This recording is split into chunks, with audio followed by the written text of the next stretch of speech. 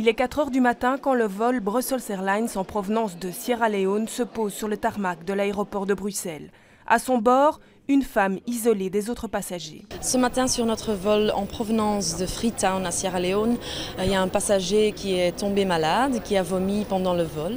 Notre équipage a suivi les procédures qui sont en place en ce moment et ils ont isolé le passager. Heureusement, il y avait 2 médecins de Médecins sans frontières à bord qui se sont occupés du passager et qui ont pris la température du passager chaque demi-heure.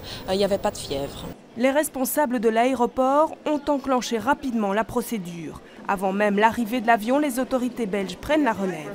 Nous avons été informés immédiatement de ce cas suspect et envoyés sur place médecins et pompiers pour contrôler et examiner la personne et l'envoyer ensuite vers un hôpital spécialisé.